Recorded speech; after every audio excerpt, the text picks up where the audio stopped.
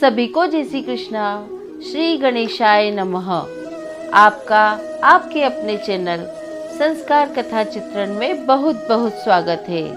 आज हम ऋषि पंचमी व्रत कथा का वाचन करेंगे और जानेंगे ऋषि पंचमी क्यों की जाती है। ऋषि पंचमी की कथा कुछ इस प्रकार है।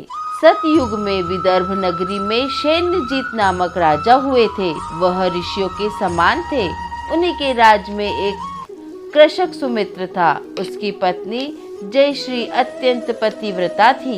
एक समय वर्षा ऋतु में जब उसकी पत्नी खेती के कामों में लगी हुई थी तो वह रजस्वला हो गई। उसको रजस्वला होने का पता लग गया, फिर भी वह घर के कामों में लगी रही। कुछ समय बाद वह दोनों स्त्री पुरुष अपनी अपनी आयु भोग कर मृत्यु को प्राप्त हुए। जयश्री तो कुतिया बनी और सुमित्र को रजस्वला स्त्री के संपर्क में आने के कारण बेल की योनि मिली, क्योंकि ऋतु दोष के अतिरिक्त इन दोनों का कोई अपराध नहीं था। इसी कारण दोनों को अपने पूर्व जन्म का समस्त विवरण याद रहा। वे दोनों कुतिया और बेल के रूप में उसी नगर में अपने बेटे सुचित्र के यहाँ रहने लगे। धर्मात्मा सुचित्र अपने अतिथियों का पूर्ण सत्कार करता था।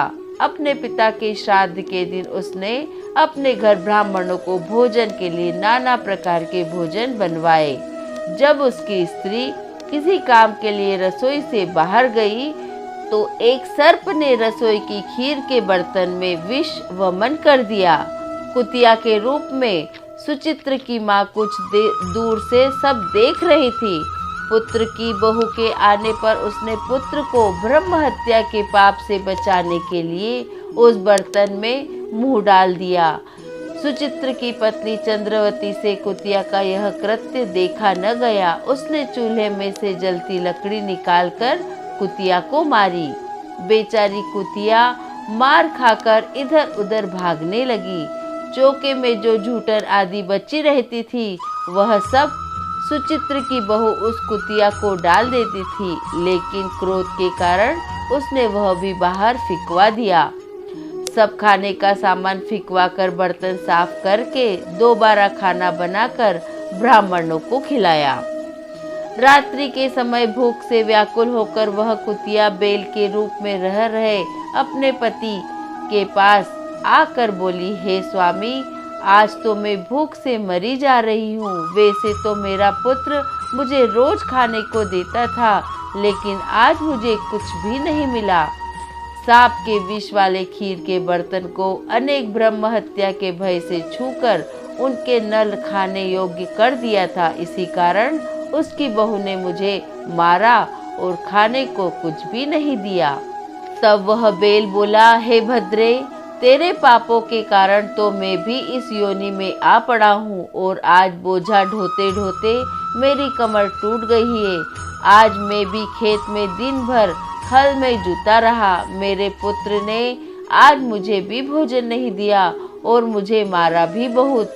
मुझे इस प्रकार कष्ट देकर उसने इस श्राद्ध को निष्फल कर दिया।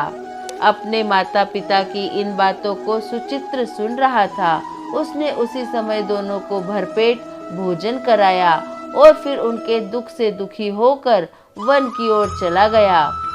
वन में जाकर ऋषियों से पूछा कि मेरे माता पिता किन कर्मों के कारण इस नीच योनि को प्राप्त हुए और अब किस प्रकार से उनको छुटकारा मिल सकता है। तब सर्वतमा ऋषि बोले, तुम इनकी मुक्ति के लिए पत्नी सहित ऋषि पंचमी का व्रत धारण करो तथा उसका फल अपने माता पिता को दो। भाद्रपद महीने की शुक्ल पंचमी को मुख शुद्ध करके मध्याह्न में नदी के पवित्र जल में स्नान करना और नए रेशमी वस्त्र पहनकर अरुंधति सहित सप्त ऋषियों का पूजन करना। इतना कहकर सुचित्र अपने घर लौट आया और अपनी पत्नी सहित विधि विधान से पूजन व्रत किया। उसके पुण्य से माता पिता दोनों पशु योनि से छूट गए। इसलिए जो महिला श्रद्धा पूर्वक ऋषि पंचमी का व्रत करती है वह समस्त सांसारिक सुखों को भोग कर वैकुंठ को जाती है। बोलिए ऋषि पंचमी व्रत कथा की जय। ऋषि पंचमी व्रत की दूसरी कथा कुछ इस प्रकार है। विदर्भ देश में उत्तक नामक एक सदाचारी ब्राह्मण देव रहते थे। उनकी पत्नी बड़ी पतिव्रता थी, जिसका नाम सुशीला था। उन ब्राह्मण के एक पुत्र तथा एक पुत्री, 2 संतानें थी। विवाह योग्य होने पर उन्होंने समान कुलशील वर के साथ कन्या का विवाह कर दिया। देवयोग से कुछ दिनों बाद वह विधवा हो गई। दुखी ब्राह्मण दंपत्ति कन्या सहित गंगा तट पर कुटिया बनाकर रहने लगे। एक दिन ब्राह्मण कन्या सो रही थी कि उसका शरीर कीड़ों से भर गया। कन्या ने सारी बात माँ से कही। माँ ने पति से सब कुछ कहते हुए पूछा, हे प्राणनाथ, मेरी साध्वी कन्या की यह गति होने का क्या कारण है? उत्तक जी ने समाधि द्वारा इस घटना का पता लगाकर बताया, पूर्व जन्म में भी यह कन्या ब्राह्मणी थी। इतने रजस्वला होते ही बर्तन को छू दिया। इस जन्म में भी इसने लोगों की देखा देखी भाद्रपद शुक्ल पंचमी अर्थात ऋषि पंचमी का व्रत नहीं किया, इसलिए इसके शरीर में कीड़े पड़े हुए हैं। धर्म शास्त्रों की मान्यता है कि रजस्वला स्त्री पहले दिन चांडालिनी, दूसरे दिन ब्रह्मघातिनी तथा तीसरे दिन धोबिन के समान अपवित्र होती है। वह चौथे दिन स्नान करके शुद्ध होती है।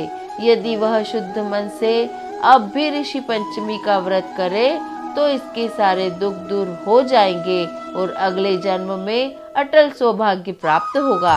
पिता की आज्ञा से पुत्री ने विधि पूर्वक ऋषि पंचमी का व्रत एवं पूजन किया।